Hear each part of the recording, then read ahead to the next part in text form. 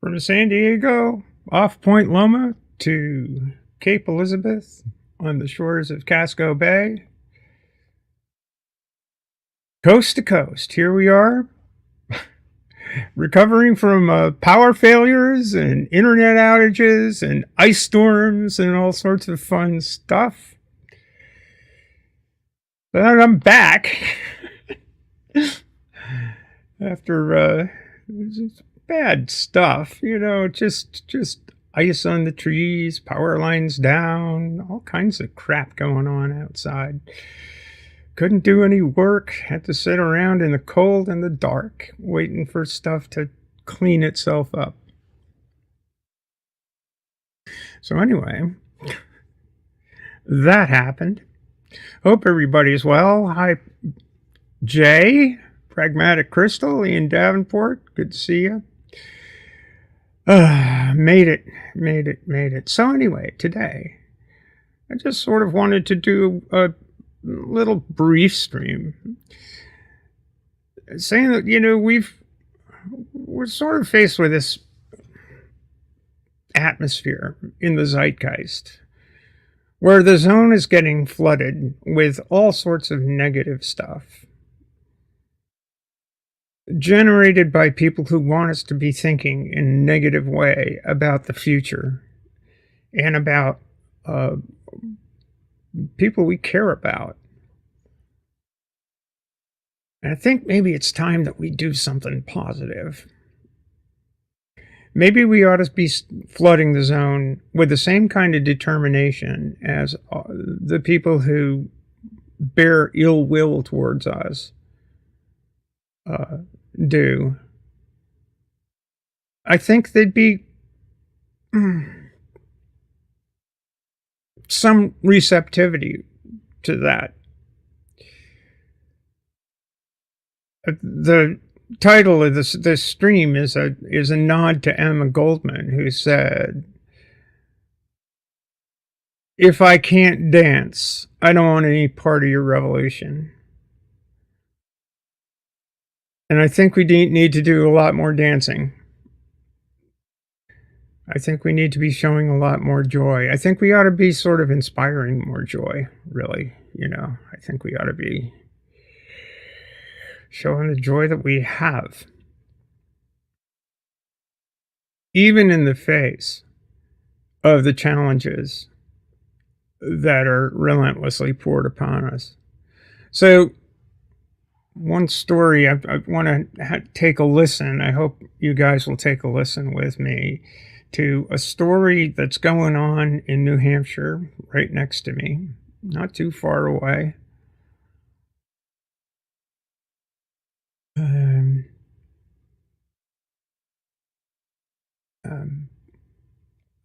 Young girl, her name's Parker. She's been playing soccer her whole young life. And her coaches love her, and her teammates love her, and apparently, because she's a trans kid, some people in the New Hampshire state legislature don't love her very much. So let's take a listen to this, and I'll be quiet, and y'all can just sort of think. I'll maybe stop every now and again to say a few things, just because.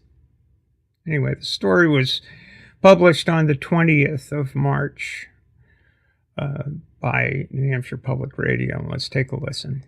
Today, the New Hampshire House is taking up a proposal that could ban transgender girls from playing on school sports teams that align with their gender identity.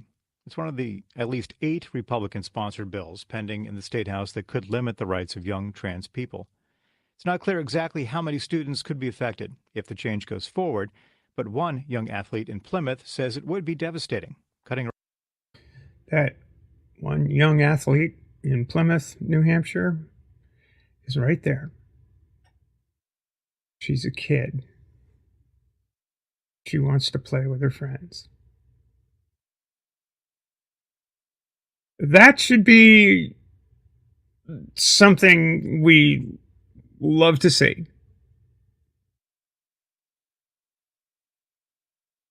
cutting her off from her greatest passion and her friends. NHPR's Paul Kuno Booth has the story.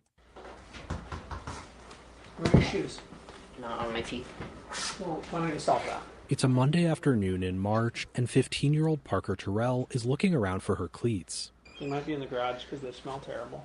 They don't smell that bad. Not as bad as Cinders. By the time they turn up, she's already got her sneakers on, so she just heads outside and starts kicking the ball around.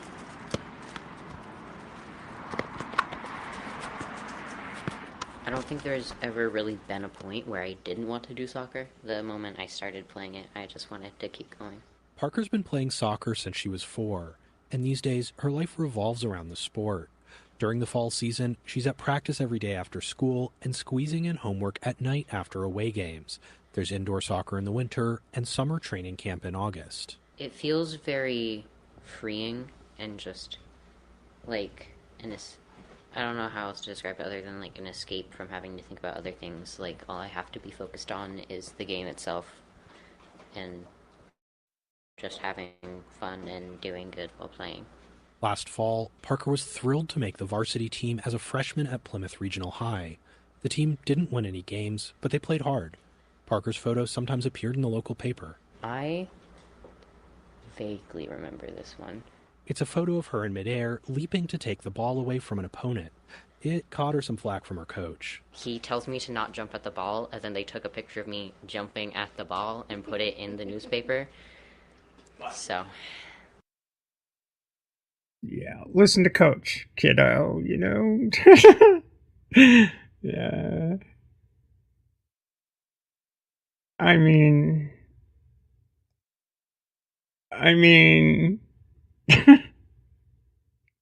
she's just a kid. She wants to play with her friends. You know? How hard is that?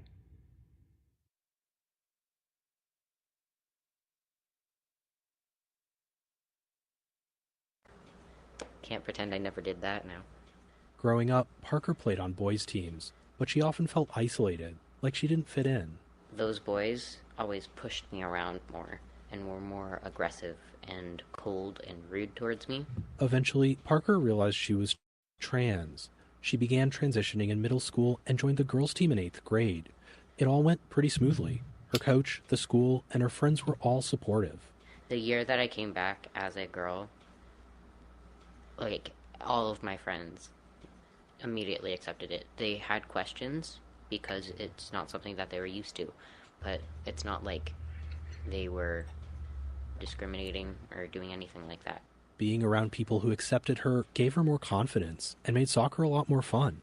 Now, she dreams of getting a scholarship to keep playing soccer in college and someday even turning pro.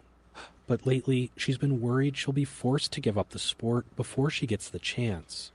Republicans, who hold a slim majority at the New Hampshire State House, are considering banning transgender girls from competing on the teams that align with their gender identity. Instead, they'd be limited to teams that match the sex listed on their original birth certificate.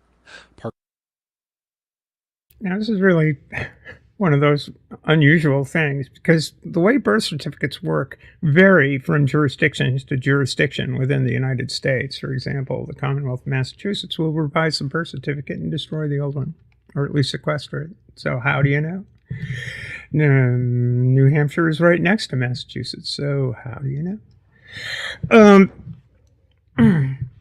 Anyway, this is sort of where we're talking about the laboratories of democracy being used as a means to flood the zone with negative bills just to get us mad, get us upset, get us angry. When what we should be doing is celebrating Parker. Congratulating the New Hampshire Principals Association for opting to include children rather than exclude children.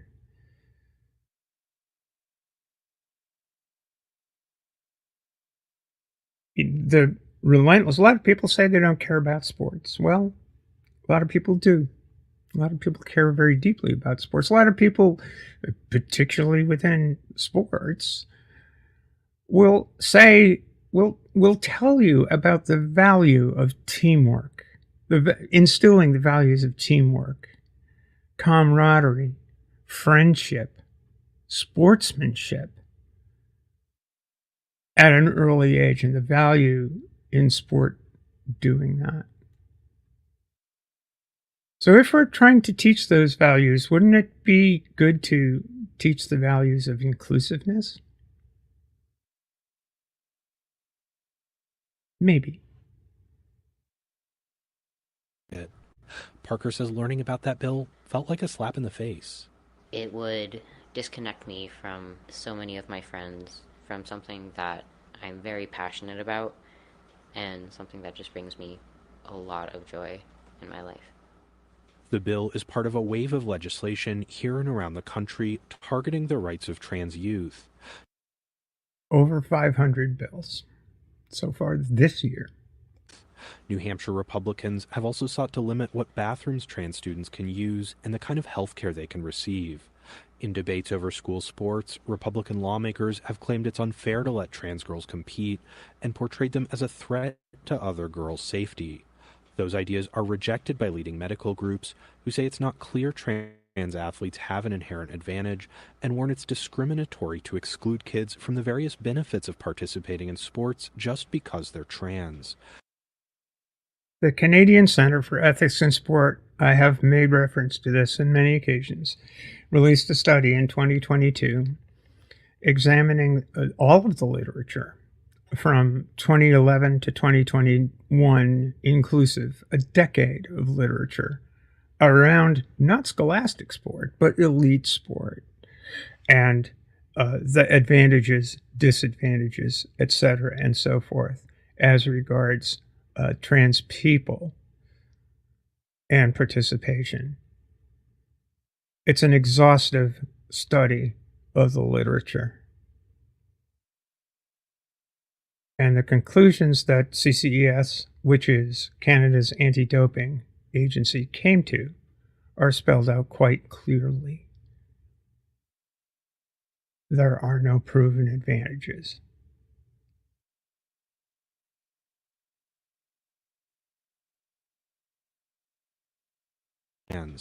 The New Hampshire Interscholastic Athletic Association, which oversees high school sports, also supports the right of trans athletes to compete in accordance with their gender identity.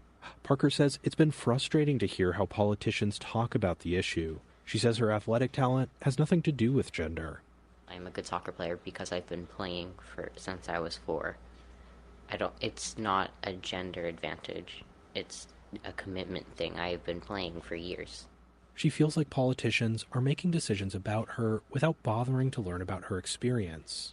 They're talking about me without knowing what's going on, or like even knowing any other trans person. They're just making decisions, like uneducated. Parker's parents, meanwhile, are watching the political climate anxiously. They say soccer has helped her grow as a person. They don't want that taken away from her. And it goes beyond sports. Parker's receiving gender-affirming hormone therapy, which some New Hampshire Republicans have pushed to restrict. Her family's roots are firmly planted in New Hampshire. Parker's dad is on the Plymouth Select Board. Her mom serves on the boards of local nonprofits. Parker's lived around here her whole life. But if New Hampshire passes laws that make it impossible for her to be who she is, her parents say they might have to move to another state.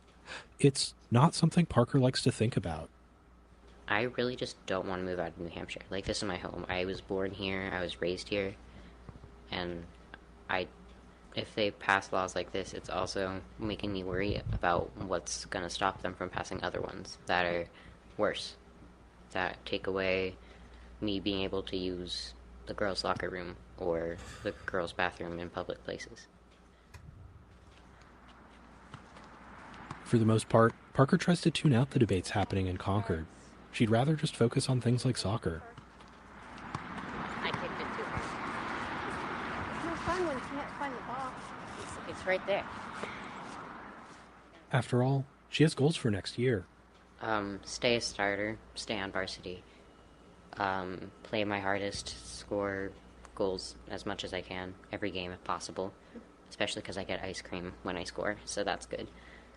It's a standing deal in the house that if you score a goal, you earn an ice cream. my skipper will give me a beer if we do well in a sailboat race. Just so you know, I've gotten a little beyond ice cream, but I wouldn't mind an ice cream every now and again. There's a wonderful little spot in Salem that has great ice cream, so maybe we shall see. I have 2 stored up in the bank right now. I paid you back for one yesterday. Oh, you yeah, only you did. have one left. Yeah, okay, I have 1 stored up in the bank right now. She's hoping it won't be the last. Paul Kuno Booth in HPR News. Well, I'm hoping it won't be the last for Parker either. I'm hoping that Parker gets to have a good long stretch of competition, victories, losses, maybe ties, whatever. But I'm hoping she gets to play. And we should hope to ensure that she can. Going back to the way I started this thing, let me just make myself and begin myself here again. What I would love to see, what I would absolutely love to see, is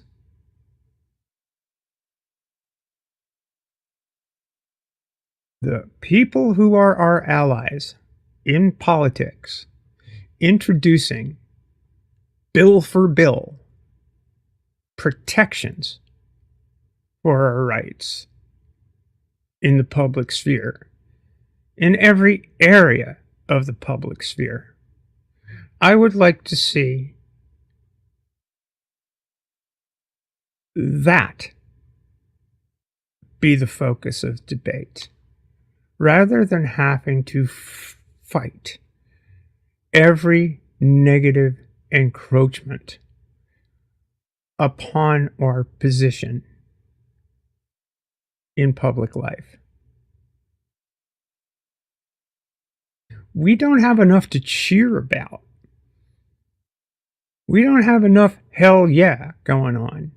And to me, an illustration of an example of that is what the people of Ohio did around the abortion issue. The state legislature and the governor of Ohio passed laws restricting abortion, access to abortion.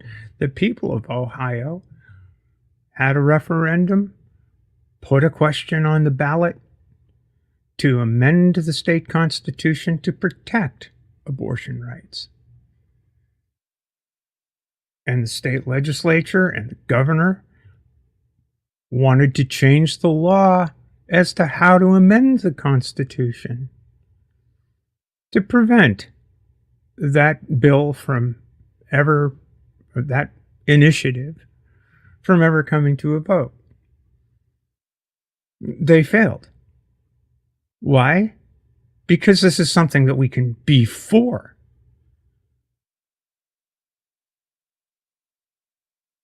Rather than having to stand in opposition to each and every one of these measures that are assault on our rights, our freedom to bodily autonomy, to health decisions that are properly made between ourselves, our families, our doctors, not having to worry about what a used car salesman somewhere in Sandusky has to say.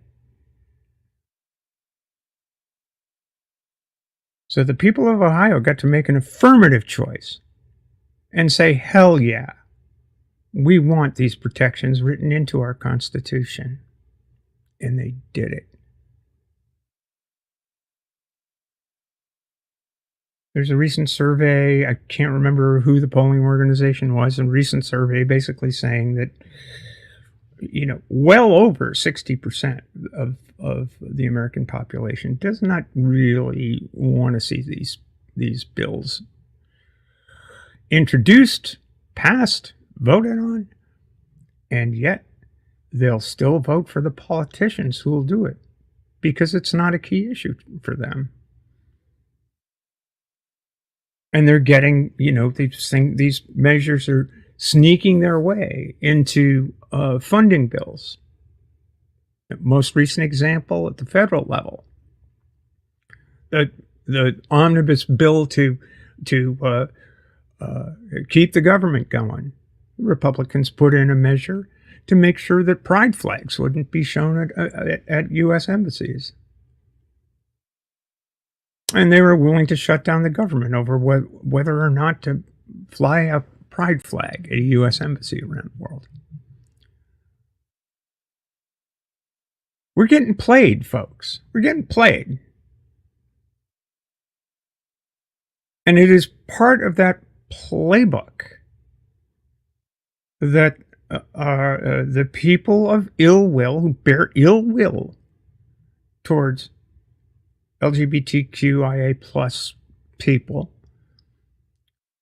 want to make their hill to die on. Maybe, just maybe, we should ask our legislators to introduce corresponding bills that preserve our rights, even if they already exist. And they do. Principals associations throughout the United States, until these bills started getting passed in legislatures, all had ways for kids to participate in sport, conforming to Title IX.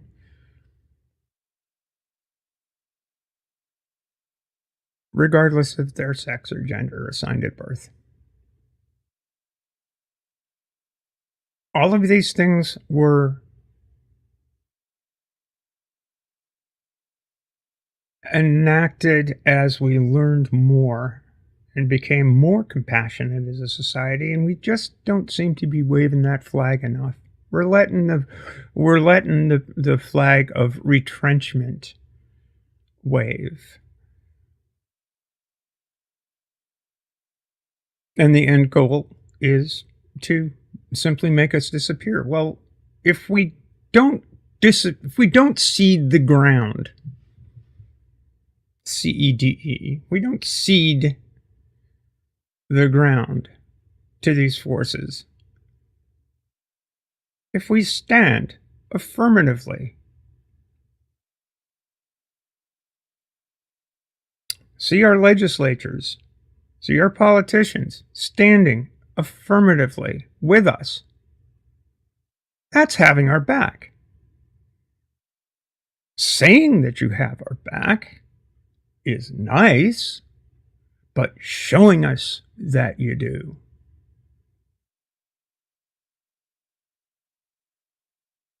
is a lot nicer.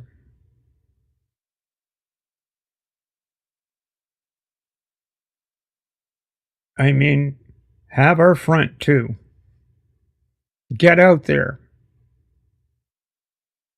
and stand between the firing squad and us. Because a lot of us feel like we're just sitting there as sitting ducks, waiting for the trigger to be pulled. Anyway, more dancing. Give us something to hope for. Give us something to vote for. Give us something to stand for. Make it public.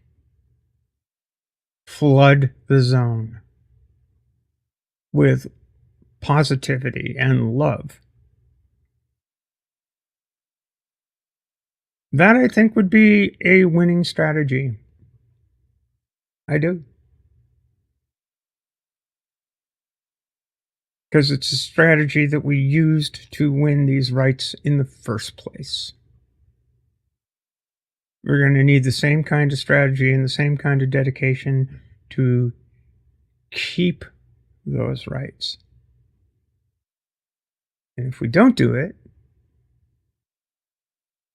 we're going to see them whittled away like we have in state after state after state. It's over half the states today have enacted these kinds of bills.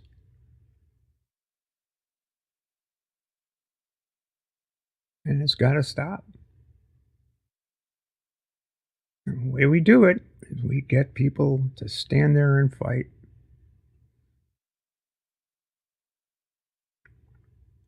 I think. State level, local level, federal level.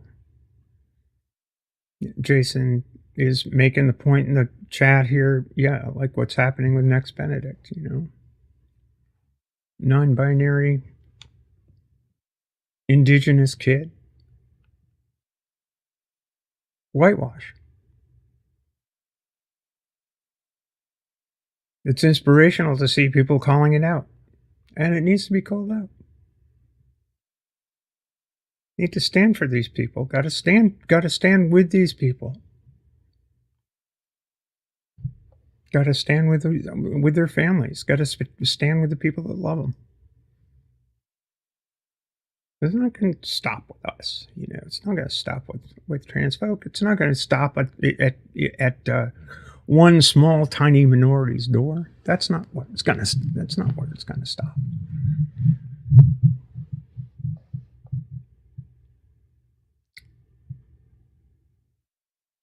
Because it's an all-out assault on human dignity. We human.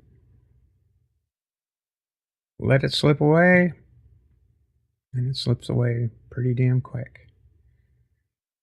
You know, history doesn't repeat itself, but it often rhymes.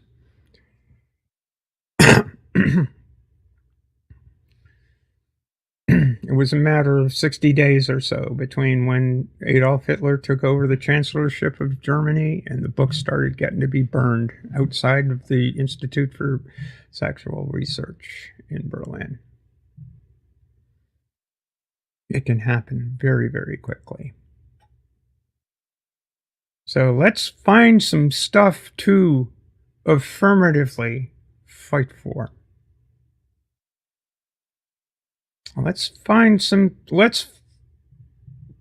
give some of our more,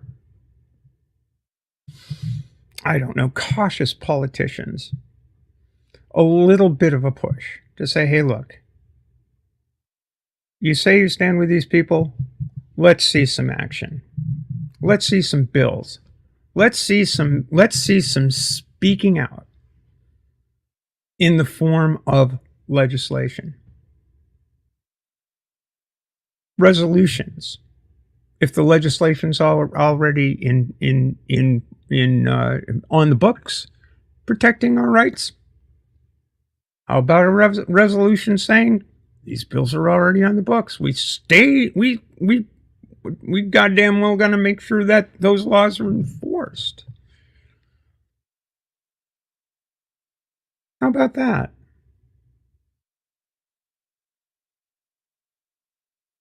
Because, you know, when you don't see us playing anymore, you know, I'm going out, hopefully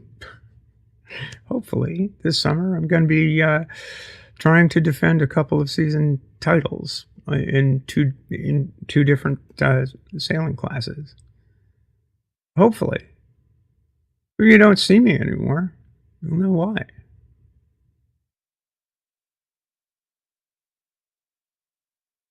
I'm not going to stop. Not going to stop fighting. But it takes a tremendous toll. Even from a 70-year-old sailor to a 14-year-old soccer player. It takes a toll on us. I may be in a better position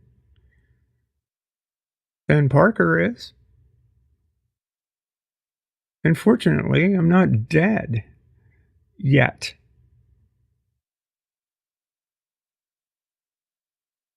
But we really do have to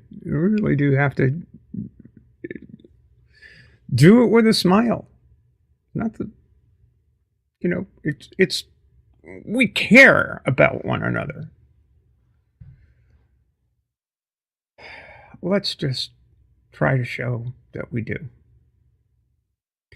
That's what I got going on right now. Got 6 people watching.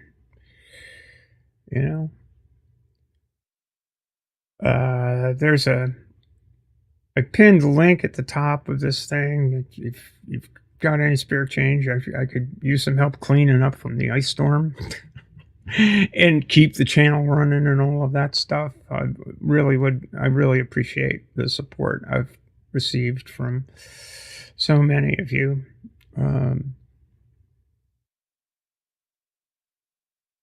So I don't know what else to say. I was going to open the room in case anybody wanted to drop by, but it doesn't seem like a whole bunch of people are watching right at the moment. But,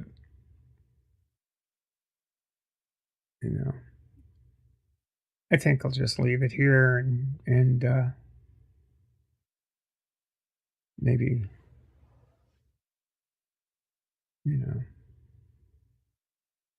watch I'm not sure. It's high tide right now. The tide's either almost coming in, almost at its flow, or starting the ebb.